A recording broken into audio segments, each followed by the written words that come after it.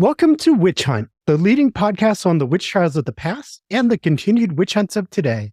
I'm Josh Hutchinson. And I'm Sarah Jack. We are honored to welcome Dr. Tricia Peone. Dr. Peone holds a PhD in history from the University of New Hampshire, specializing in the study of witchcraft and witch trials, with a particular focus on New England. When was the first witchcraft case in New Hampshire? Probably 1648. That's the first one we know of. And that's happening at the same time as the other early cases in New England, right? You've got 1647 and 1648 in Connecticut and Massachusetts with their first cases in court action. So 1648 in Portsmouth. What kind of spectral evidence comes up in the New Hampshire accusations? There's actually spectral evidence in one of the later cases, the case in the 1790s. That takes place in Camden, New Hampshire, which is up in the White Mountains. And it has some parallels to Salem. It's interesting because it's literally 100 years after the Salem witch trials take place. And that's a case against a woman called Polly Wiley. And the only evidence we really have about her case is a letter. So it's just this one document. It's at the New Hampshire Historical Society. And it is written by the minister, Reverend Selden Church. And he's basically, he writes this letter. It's signed by a group of 14 other men in town. So all we really have is this one document. I'm not entirely sure what happens afterwards. So we just have this one document that shows us this one moment in time. And I haven't found any other evidence really about who she was, because there's a couple people in Campden and Thornton, a neighboring town, who might have been Polly Wiley, not 100% sure yet. So all we really have, if we take this document at face value, basically it sounds like they're responding to an accusation of witchcraft that Polly Wiley makes against several other people in the community. The men who are writing the document and signing it are saying they're not really sure if she is bewitched, if she is possessed. They don't know if she has a medical illness. So they're not really sure what is happening. But what they describe is that she's got bite marks on her. She's seeing things. And from their perspective, these are the propertied, wealthy men in the town and the minister who's the arbiter of this dispute. And what their concern is, they say it's not safe to be sure. They're not sure if it's the devil or witchcraft or a medical illness. But their concern is that people in town and people from other towns are starting to come to Polly Wiley to ask her to name the other witches in the neighborhood. Similar parallels to Salem, definitely. You have this asking someone to name witches. People are coming to her and asking her. They're trying to test her, doing some of the traditional tests of witchcraft to figure out what's going on. And so she's got these wounds and scratches all over her body. She is having these difficulties. She says she's seeing people that are invisible to everyone else in the room, but she can see them. So she's seeing these specters, and people in town want her to say who they are. So that's all we know. That's all there is. And then we have the 14 men who sign it and say they're urging caution, basically. They're saying, let's not jump to conclusions. We're not entirely sure what's happening here. It's possible that this is witchcraft. It's possible that these are specters. And so we don't know what happened after that. But it's a weird little glimpse, a little window into what was going on up in the White Mountains in the 1790s. So it's the period after the American Revolution.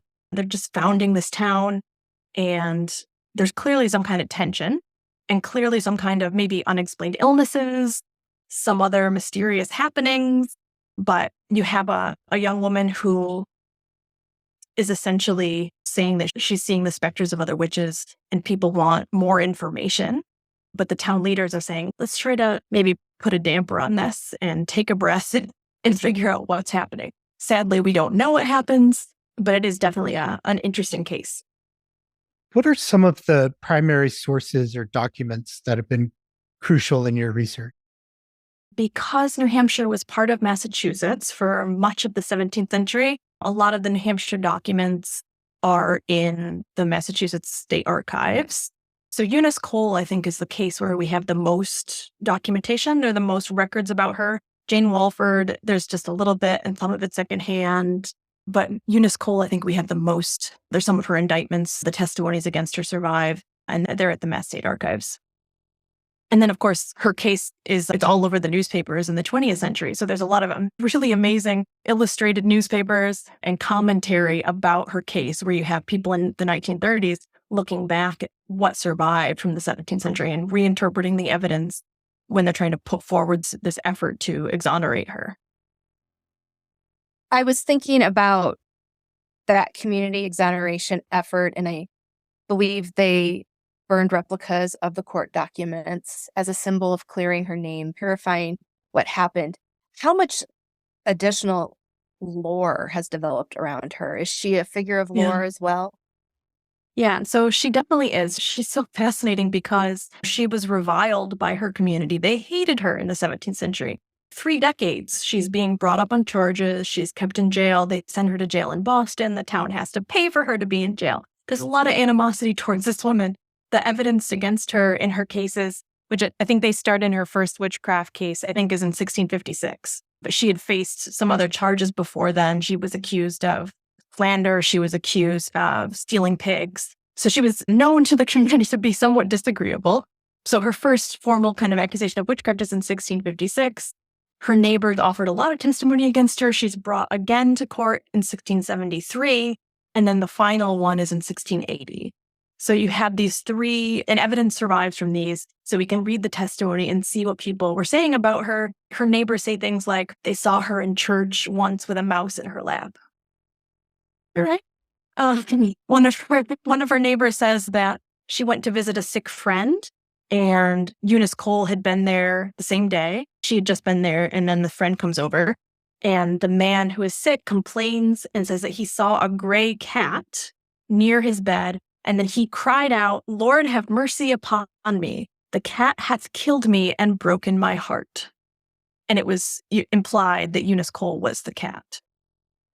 So she's causing illness. They did find some really great evidence against her, but the court continued to be hesitant to convict her, but they did send her to jail. So they said that they were suspicious of her and that she should be in jail, but they were not ready to execute her.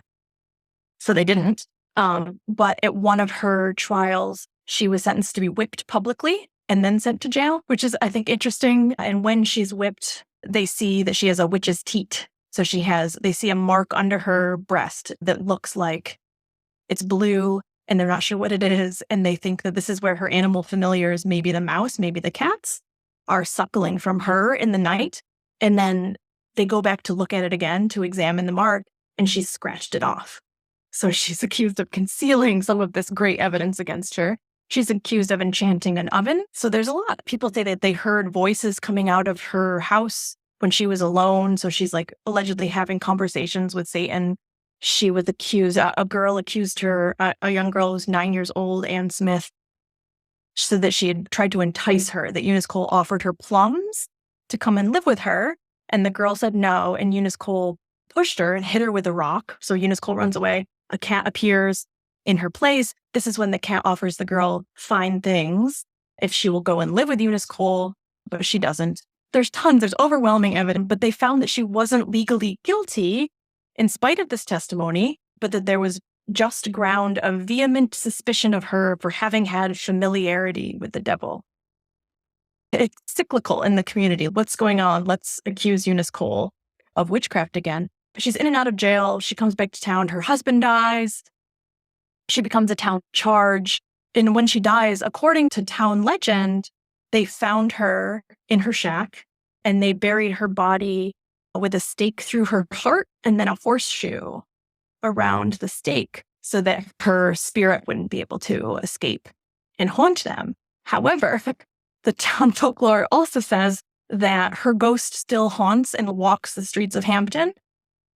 And so people have said that they've seen her over the years. And to this day, allegedly, her ghost is unsettled and upset. And so that was part of the justification for exonerating her, was to appease her ghost. So her whole reputation goes through a rehabilitation, starting in the 19th century, because in the 19th century, you get more of the sort of romantic idea of Puritans and witchcraft. So she's in a John Greenleaf Whittier poem. He writes about her in a poem called The Wreck of the River Mouth. And in that poem, she's kind of sympathetic. Like, yeah, she caused this shipwreck, but she felt bad about it, right? And it was because people were cruel to her. So in the 19th century, the stories you have about Eunice Cole are more that she was maybe a little rough around the edges, but that basically the community was mean to her and had wronged her.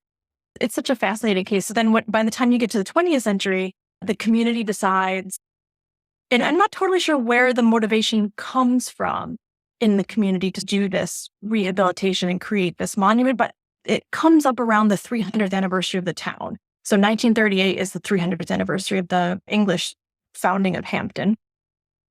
And so at town meeting that year, the citizens get together and they vote to exonerate her, and they say they're going to create this memorial. It's not totally clear why they want to do this, but what they say, to take it with a grain of salt, is they say in a newspaper article from 1938, they say the reason for the exoneration was part of the current revolt against the Puritan tradition. So that's what some of the people involved were saying, that it's a rejection of the Puritan past. But why in 1938? That's one of the kind of unanswered questions. So they have town meeting in March of 1938. The residents vote on an article, and the article says, quote, "We, the citizens of the town of Hampton, do hereby declare that we believe that Eunice Cole was unjustly accused of witchcraft and familiarity with the devil in the 17th century, and we do hereby restore her to her rightful place as a citizen of the town of Hampton." And then the result that they would celebrate her during the 300th anniversary that summer, that they would have these ceremonies, which, as you mentioned, it's when they decide to publicly burn the certified copies of the documents from her various trials. And then they take the ashes from those documents and they take some soil from where she had lived, some soil from the earth, and they mix them together and they put them in an urn. And then they said they were going to bury that on the town green, but it's actually in the Tuck Museum. So you can go see that and see some of these artifacts from the case of Eunice Cole in Hampton. But it sounds very ritualistic, right? It sounds a little bit like sorcery to me, like burning these documents symbolically, mixing them with earth, burying them. But that's what they did. And then they declared August 25th of 1938 to be Goody Cole Day. They always call her Goody Cole, like the Puritan address, Good Wife. So short for Good Wife, Goody Cole. They had a pageant. They reenacted some of her trials, okay?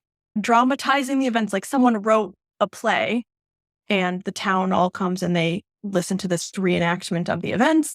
There are speeches, there's a big party, there's the Hampton Beach Bandstand. 3,000 people attend the ceremony. It's covered in the national news. It got a fair amount of attention. Famous people were there, government officials. They created a commemorative coin and a doll that is supposed to look like Goody Cole. Again, slightly witchy. But yeah, and you can see those things also at the Tuck Museum. They have the urn, they have the doll, they have the coins. And there's pictures online if you want to see them. So these efforts are all being led by this group, and the group calls themselves the Society in Hampton for the Apprehension of Those Falsely Accusing Goody Cole for Having Familiarity with the Devil. And they made membership cards to be in this society. Not like a catchy name, really, but that's what they went with. And so they're making the coin, they make the doll. They're rehabilitating her public image. And it's a moment in New Hampshire history where New Hampshire could have been the site of witchcraft tourism. Before Salem really took that on, it could have been Hampton, New Hampshire. And apparently there was some witchcraft-based tourism in the 1930s and afterwards. People visited one of the alleged sites where she had lived, and they come to see this huge event at the bandstand on the beach. Quite an amazing story. They promised to build a memorial in 1938. They actually didn't. They didn't leave anything permanent after that ceremony. But then in 1963, the town placed a boulder on the town green. And then they put the plaque there at the town's 375th anniversary, which was in 2013. So there is a marker on the town green that you can go and see. But compared to the other markers in New England, this one gets very little attention, right? Literally hundreds of thousands of people will walk through the city of Salem and see the witchcraft memorials there. And very few people know about Eunice Cole or visit her marker. Thank you for listening to Witch Hunt. Please join us next week. Have a great today and a beautiful tomorrow.